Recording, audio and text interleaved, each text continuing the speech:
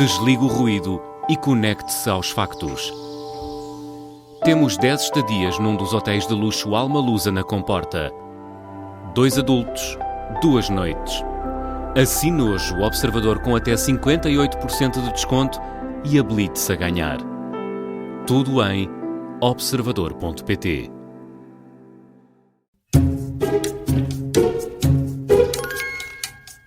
Esta é a Comissão de Inquérito das Manhãs 360. Hoje recebemos Ana Rita Bessa, antiga deputada do CDS, atual CEO da Editora Leia. Bom dia, bem-vinda. Olá, bom dia, Júri. Esta musiquinha para descontrair, não é? Para enganar.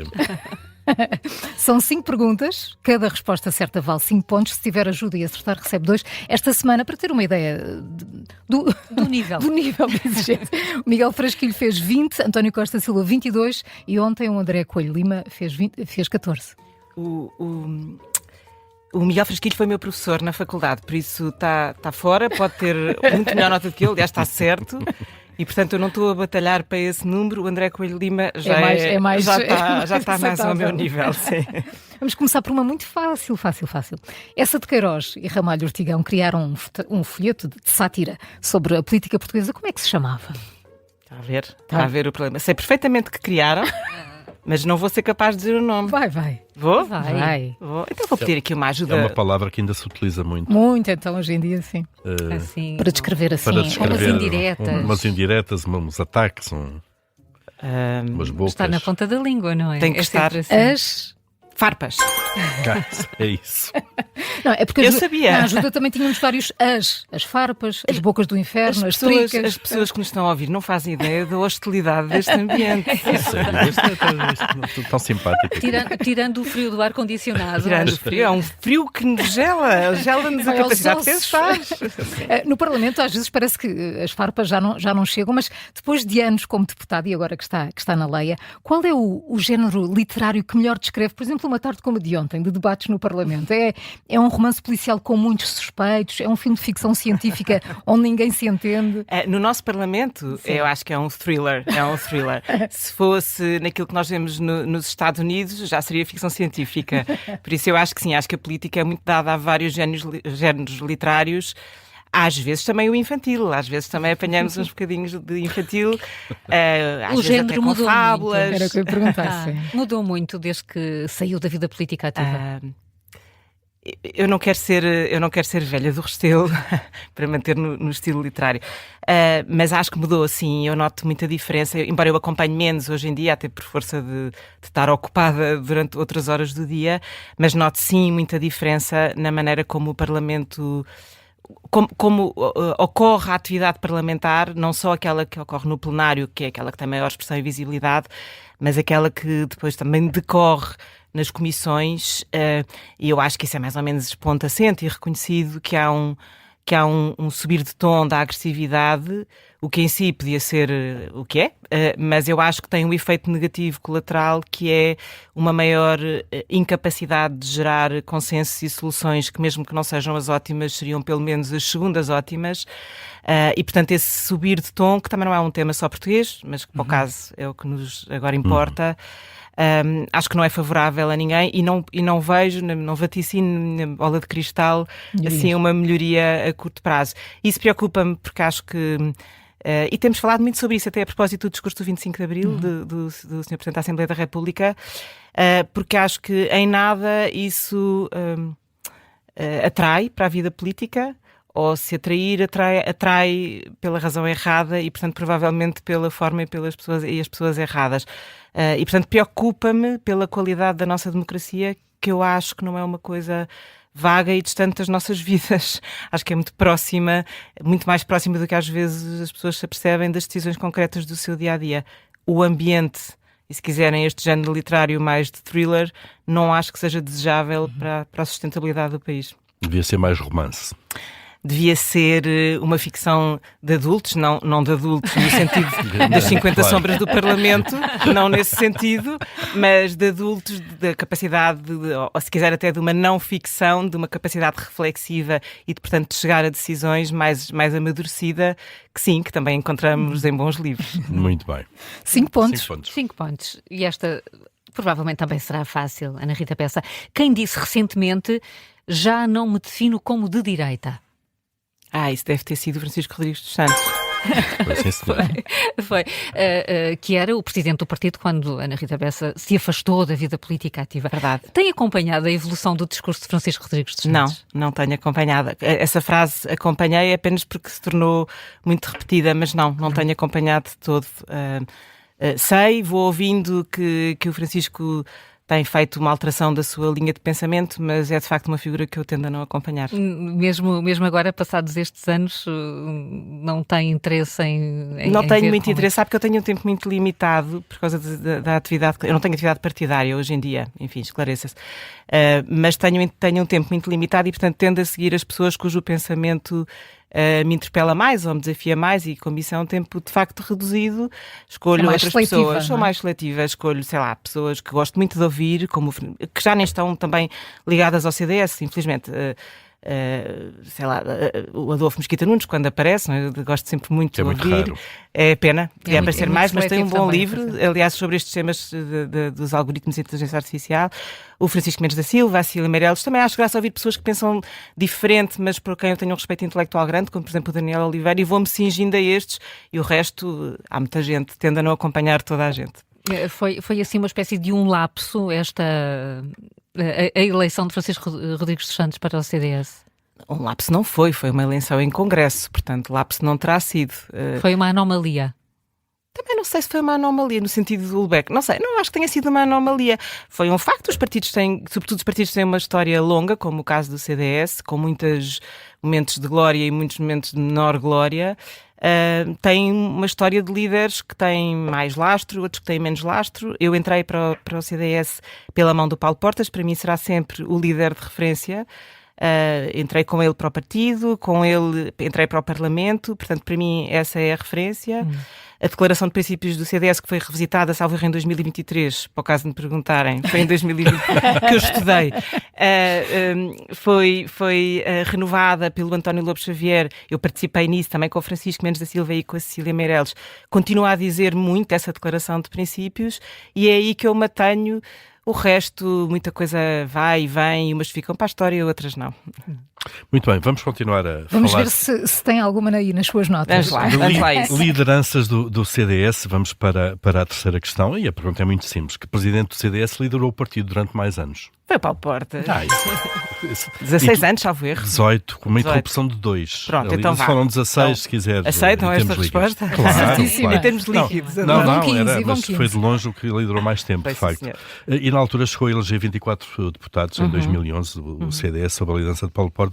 Agora são 2 em coligação, portanto o CDS não foi diretamente a eleições. Acha que o CDS vai sobreviver?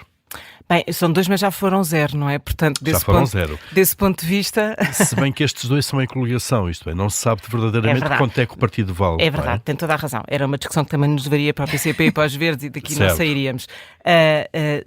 A pergunta era se o CDS... Sobrevive? Sobrevive. Então, sobrevive. Vamos lá. Se vai sobreviver no futuro, então, se quiser. Está vivo, primeira coisa, certo. Portanto, parece-me indiscutível. Tem 2 deputados, com certeza em coligação, mas também tem, salvo erro, 6 presidentes de Câmara, não sei, 6, acho eu, 5 e 1 em coligação. 1 em coligação, pronto, é na verdade. Meda. Portanto, e tem uma série de autarcas por este país, portanto, vivo, está, e seguramente não é um tema. Claro, se me pergunta se já esteve com maior vitalidade e com maior força, com certeza que sim, também parece um facto indiscutível. Acho que dependerá muito da capacidade que quer os autarcas que estão no terreno, quer as lideranças do partido hoje em dia, e como digo, eu não estou presente em nenhum órgão, sejam capazes de criar uma agenda que se distinga da agenda do partido com quem está em coligação, e essa agenda seja uma agenda que toque a vida concreta das pessoas. Eu sei que esta frase parece uma frase feita e é um bocado irritante, mas na verdade, se nós a levarmos à letra, ela tem um significado. Muitas vezes, e voltando ao tema do Parlamento, eu acho que o que cá fora se apanha são discussões, exceção feita, por exemplo, à reforma laboral, que toma a praça pública. Muitas vezes ouvimos discussões que até podem dizer a um grupo restrito de pessoas, mas têm um espaço de voz muito maior do que efetivamente aquilo que nos ocupa no dia-a-dia, nos nossos problemas concretos, das filas para as repartições públicas, do problema da questão prática dos hospitais, numa empresa de questões de justiça económica ou de carga de complexidade e de custos de contexto. E, portanto, ou, se quiserem, em temas que me são muito queridos e que eram muito caros ao CDS, temas relacionados, por exemplo, e que eu vejo afastados hoje em dia, temas afastados com o envelhecimento da população e tudo o que isso significa. Cuidados continuados, cuidados paliativos, como cuidar dessa fase da vida. Portanto, se o CDS for capaz de regressar a essa agenda que durante muitos anos foi a sua e é uma agenda relevante para a vida das pessoas, eu creio que não há grandes dúvidas que paulatinamente recuperará um espaço maior. Mas esse espaço político está cada vez mais ocupado, percebemos agora, não é? Que não espaço político da direita. Da direita. Temos a IEL, temos o Chega, o PSD umas vezes recentra mais à direita e outras vezes mais ao centro. Como é da sua natureza, de resto. Claro. Haverá espaço ainda para um partido como o CDS para se impor e para haver coragem no futuro de ir a eleições sozinho, ou umas legislativas? Eu sobre a segunda parte não sei responder. Não sei mesmo responder porque não conheço qual é a agenda do partido. Sobre a primeira, sim, acho que há espaço. Eu sou eleitora do CDS, eu gostaria muito, ainda, pelo menos, eu gostaria muito, e sei como eu não sou particularmente especial nem particularmente original, portanto há de haver mais gente que pense como eu, e portanto sei que o que determinará a capacidade de aumentar um espaço de relevância eleitoral que justifique o voto terá a ver com a agenda que for escolhida. Se essa agenda for uma agenda sobreposta a agenda de outros partidos, por exemplo, a agenda do Chega, muito virada para temas que a mim como eleitora me dizem muito pouco, estas causas pseudo-fraturantes dos wokes e dos cancelamentos e das casas de banho e das passadeiras e essas conversas, se sucumbirmos à tentação de voltar a essa agenda como agenda única, seguramente eu acho que vai ser difícil encontrar um espaço de relevância. Se, por outro lado, se prosseguir então a procura de um espaço que sempre foi o espaço do CDS, de um justo equilíbrio entre a fiscalidade, a produtividade e o reforço da economia, com uma atenção às causas sociais, eu acho que há eleitores que estão disponíveis para ouvir essa conversa. Repare, o espaço da direita tem um partido da Iniciativa Liberal muito marcado por coisas muito relevantes, concordo, em temas, por exemplo, de fiscalidade, que já eram tidos pelo CDS, mas muito marcados, e depois por partidos como o Chega, que têm esta capacidade, que eu reconheço, de tomar o pulso das questões que doem às pessoas, mas depois uma total incapacidade de lhes dar resposta e uma total incapacidade de serem credíveis. Veja-se o tema, ainda agora o Miguel Pinheiro falava nisto, não é? Vamos aumentar as reformas, ao mesmo tempo vamos baixar a idade da reforma. É inconciliável, é impossível. Até se pode votar porque alguém acredita que lhes estão a dar voz, mas nunca terá uma solução. Portanto, sim, acho que há um espaço para partidos responsáveis com uma boa agenda política. Muito bem. Então vamos mudar agora completamente de tema. Até agora é o pleno. 3 perguntas. Ai, o janeiro. Já vai em 15. Está quase a ultrapassar o Miguel Frasquilho. Já passou. Sim, fez 14. Não, o André Coelho Lima, o André Coelho Lima. O Miguel Frasquilho fez 20. Este aqui também tenho pontos, porque também... diga. E esta sabe, claro, porque imagino que já esteja a preparar. Quantas edições da Feira do Livro já se realizaram em Lisboa? Eu não sei, está a ver? Não sei. Foram muitas já. Muitas. Eles põem sempre aquilo, não sei quantas edição de... Pois põem em grande e até vai ser agora no dia 27 da próxima. Se isto fosse depois do dia 27, eu saberia dizer. Devem ser São muitas. Mais de 60, seguramente. Mais de 80? Agora aqui sim, podemos dizer mais de 80, menos de 100. Pronto, porque senão já estaríamos a comemorar o centenário. 85? As vossas caras não dá. Quero ajuda. 80, 95 ou 99? Não, então 95. Sim. Vamos agora para a 96. Vamos para a 96. Faz sentido. Quase centenária. Quase centenária. Impressionante, não é? É mesmo. E isso até nos leva aqui a esta reflexão. Como é que estão a evoluir os hábitos de leitura em Portugal? Há esperança ou não? Não, há esperança há sempre. Os hábitos de leitura estão a evoluir... mas lentamente, não é?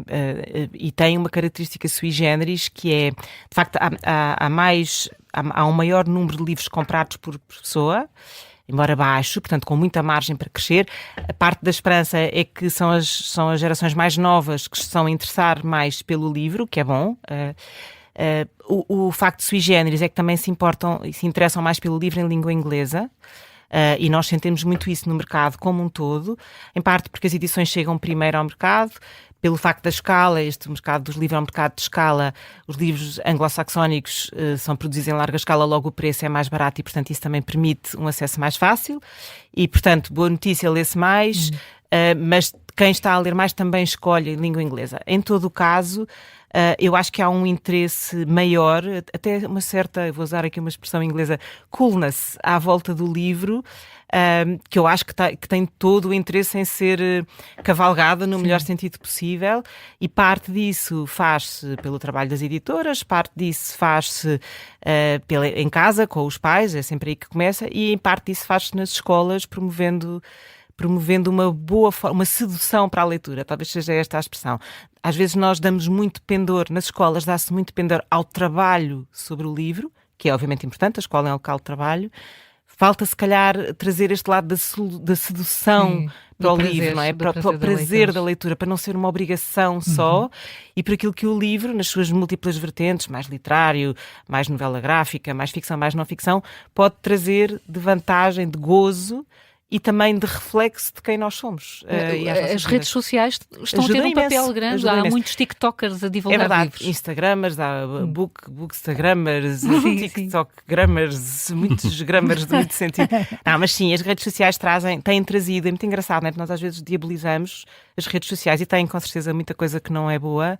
Mas como tudo, nem tudo é mau, nem tudo é bom, as coisas dependem muito do uso que é feito delas, e de facto tem tido um papel de promoção da leitura, de aproximação entre leitores e escritores, e um trabalho de intermediação ao desocultar e ao até trazer alguma gravitas a alguns livros e a alguns autores, que gera fenómenos extraordinários. Nós às vezes temos livros que nós chamamos de fundo de catálogo, não é? Livros que estavam editados e que ninguém estava a ler, e que de repente não percebemos porquê, começa a haver uma procura enorme. Um exemplo clássico disto para nós na Leia, Terra Americana, é um livro que fala sobre imigração ilegal nos Estados Unidos e do México para os Estados Unidos. Era um livro que nós tínhamos lançado durante o Covid. Enfim, durante o Covid também foi difícil. Claro. E agora estes tempos atuais, não é? E de repente houve um conjunto de... Até na rádio. Sim. Dizem sempre video kill the radio star. Não é verdade. Até na rádio houve algumas pessoas que falaram no livro e de repente ganhou tração nas redes sociais, e o livro é um dos livros mais vendidos, por exemplo, na Feira do Livro, nos últimos anos, e tem muito a ver com isto. As pessoas vêm à procura, aquele livro que falaram, o BookToker falou. Portanto, há um efeito virtuoso que as redes sociais também trazem, se bem trabalhado. E ainda temos mais uma pergunta, mas a pergunta pode ser um bocadinho pedante, mas vai perceber. Estamos a ler boa literatura, bons livros? Eu não tenho essa chave, eu não tenho essa métrica, eu não sou da academia, portanto posso-me dar ao luxo de não ter essa métrica na leitura. Eu tenho o meu gosto pessoal, não é? E, portanto tenho o meu critério. Eu sinceramente acho que o que é mais importante é que os livros entrem na vida das pessoas, e desde cedo. Temos um exemplo muito clássico que eu acho que é impressionante, deve ser um case study, que é o caso de Uma Aventura. São 40 anos, são milhões e milhões e milhões de livros que continuam ainda hoje a gerar leitores. Pergunta-me, é um livro de literatura? Se calhar numa acessão clássica não é um livro de literatura, mas são livros que introduzem pessoas ao mistério, às personagens, ao país, à geografia, às problemáticas, e portanto tem um valor incomensurável para as gerações e gerações e gerações, não é? Portanto, eu vejo esse fenómeno a acontecer. Portanto, não sei se é tão claro que também é importante a boa literatura, mas acho que é mais importante um livro que nos diga qualquer coisa do que um livro que tenha um valor literário pelos critérios da Academia. Muito bem, vamos para a última questão. Ana Rita Bessa, como se chama a organização que criou e lançou em 2022 o ChatGPT? OpenAI? Certíssimo. Que não é uma empresa, aliás, agora isto está em tribunal agora. Exato. Do Elon Musk com a própria OpenAI. 22 pontos. 22 igual pontos. do António Costa Silva. Muito bem. Pronto. E a relação ao Miguel Frasquinho... Ele ultrapassa Miguel Frasquinho. Portanto, vai ter que resolver esta questão com o seu professor. Ele vai ficar contente porque quer dizer que produziu alguma coisa boa. Miguel, se me estás a ouvir. Ana Rita Bessa disse numa entrevista há cerca de um ano que nunca publicaria um livro escrito por inteligência artificial. passou um ano. A tecnologia, o que em termos tecnológicos é imenso. Mantém esta reserva ou acha que mais tarde ou mais cedo vai acabar as editoras vão acabar por fazer? Pronto, eu associo sempre essa frase esta frase pode envelhecer mal. Pronto, eu tenho feito sempre essa nota. Exatamente por isso, porque eu acho que um ano é uma era hoje em dia em termos de inteligência artificial. Mas mantemos isso na Leia. Eu intencionalmente não publicarei um livro escrito por uma máquina. E há várias razões para isso. Uma delas é porque o mercado português é muito pequeno, e se eu fizer essa opção, que tipicamente tem um critério económico, porque há de ser muito mais barato, rápida, claro, eu sei que estou a matar os autores portugueses. E eu não quero fazer isso. É uma decisão. Nós também temos poder de agência, não é? Nós não somos a cruzar os braços e agora vamos fazer porque estamos no carrossel da inteligência artificial, é o que for. Como tenho poder de agência, eu não quero fazer isso. Dito isso, nós temos o Prémio Leia, como sabem, que é um prémio blind, aparecem-nos originais. Eu não posso garantir, disclaimer, eu não posso garantir que os livros que aparecem em blind, sem nome, para concorrer ao prémio, não haja um livro escrito por inteligência artificial. Nós temos um editor na casa, muito sábio, que diz sempre assim: se um livro tiver todas as vírgulas no sítio, é porque foi escrito por inteligência artificial.